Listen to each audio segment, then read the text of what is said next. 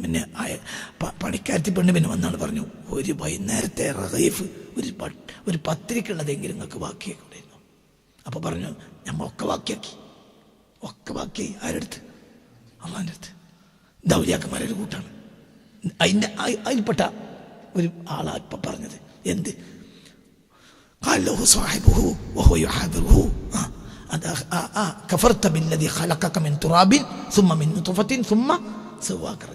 അത് വേറെ കാറ്റഗറിയാണ്. ഇപ്പം എത്ര കാറ്റഗറി പറഞ്ഞു? 2 3 പറഞ്ഞു. ഇനിയുണ്ട്. ഇനി മൂസാ നബിയും ഖിദർ നബിയും വേറെ കാറ്റഗറിയാണ്. അതിലൊന്നും പെടൂല. രണ്ടാളും അള്ളാന്റെ ഔലിയാക്കന്മാരും അമ്പിയാക്കന്മാരും. ഒരാൾ ചെയ്യുന്ന മറ്റേക്ക് മനസ്സിലാവണില്ല. അവർക്ക് മനസ്സിലാണ്, ഞങ്ങൾക്ക് മനസ്സിലാവും. ഇതിന്റെ പാടെന്താ? ഔലിയാക്കൾ ചെയ്യണതും പറയണതും എനിക്ക് മനസ്സിലായിക്കൊള്ളണമെന്ന് ഇല്ല. ആർക്ക് മനസ്സിലായില്ല എങ്ങായി? മൂസാ നബിക്ക് മനസ്സിലായില്ല എങ്ങായി ഒരു വലിയ ചെയ്യണത്. വലിയാണെന്ന് അഭിപ്രായമുണ്ട്, നബി എന്ന അഭിപ്രായമുണ്ട്. എന്താണ്? ആരെ താഴെയാണ്? മൂസാ നബിന്റെ താഴെ അങ്ങനെയുണ്ടാവും. അപ്പൊ താഴെയുള്ള വലിയ ചെയ്ത് മേലുള്ള വലിയ മനസ്സിലാക്കാതെയും പോവും. അതൊക്കെ ആരുടെ കുദറത്താണ്?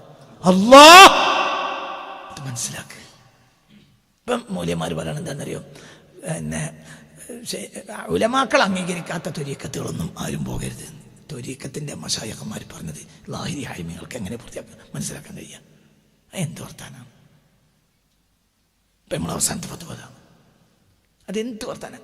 അത് ഭൂലോക സഫാഹത്താണ്. എന്തുകൊണ്ട്? ഖദർ ചെയ്തത് ആർക്ക് മനസ്സിലായില്ല? അവർക്ക് വേറെ കുട്ടികൾക്കൊന്നും ലാഹിരി ശരീരത്തിനെതിരാണ്.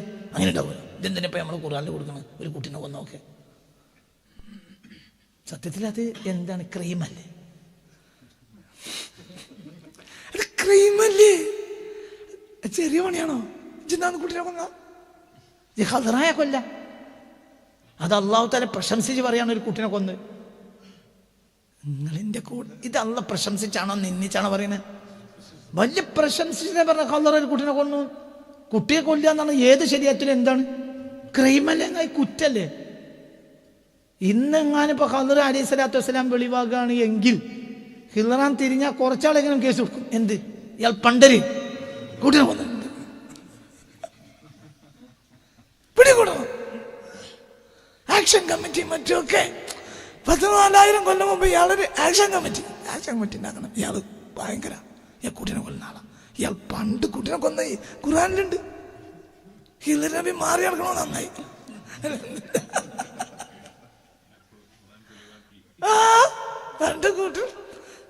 ക്രൈമാണ് ലാഹിരി ശരീഅത്തിന്. ഈ ലോകത്തെ ഏത് ശരീഅത്തിൽ അംഗീകരിക്കുക?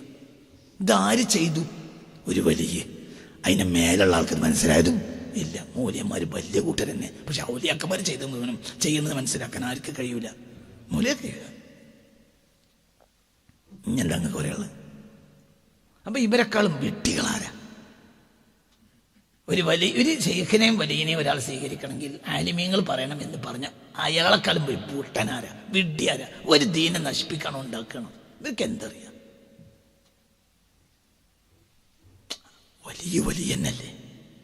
അപ്പോ അതിന്റെ മേലുള്ള ഞാനിവരെ വലിയവരെന്നെ അംഗീകരിക്കാം, അങ്ങനെ ബാധിക്കാം. ഈ പറയുന്നവർ വലിയവരെന്നെ. പക്ഷെ വലിയവർക്ക് പോലും ആര് ചെയ്ത് മനസ്സിലാവില്ല. അസ്റാറിന്റെ മശായിഖന്മാർ ചെയ്ത് മനസ്സിലാക്കാനേ കഴിയൂല. അവസാനം സംഭവം പറഞ്ഞു കൊടുക്കുമ്പോൾ മൂസാ നബി കാര്യമാണ്. അപ്പം എന്ത് പറഞ്ഞു? നമ്മൾ കാര്യമായിട്ട് കാര്യമല്ല, പോയിക്കോളി, വണ്ടി ഓടി. എന്നൊക്കെ പറഞ്ഞത് മനസ്സിലായില്ല. അവസാനം ഹാദാ ഫിറാഖു ബൈനി വബൈനക, നമ്മൾ തമ്മിൽ പിരിയാം. നിങ്ങൾക്ക് ക്ഷമിക്കാൻ കഴിയാത്ത കാര്യങ്ങളൊക്കെ ഞാൻ പറഞ്ഞല്ലോ. ഞാൻ എന്താന്ന് വിശദീകരിച്ചാലും വിശദീകരണം കേട്ടപ്പോൾ മൂസാ നബി കരഞ്ഞു. ഹബീബ നബി പറഞ്ഞു, മൂസാ നബി അത് പറയാതിരുന്നെങ്കിൽ എത്ര നന്നായിരുന്നു. എന്ത് പറയാതിരുന്നെങ്കിൽ? ഇനി ഞാൻ എന്തെങ്കിലും ഒരു കൊസറക്കൊള്ളി ചോദിക്കുകയാണെങ്കിൽ പിന്നെ നമ്മൾ തമ്മിൽ വിട്ടുപിരിയ എന്ന വാക്ക് മൂസാ നബി പറയാതിരുന്നെങ്കിൽ എത്ര നന്നായിരുന്നു എന്ന് ആര് പറയുന്നുണ്ട്? റസൂൽ പറയുന്നുണ്ട്. എങ്കിൽ ഈ 3 ആവില്ല, പിന്നെയും പല സംഭവങ്ങളും ആര് കാട്ടും?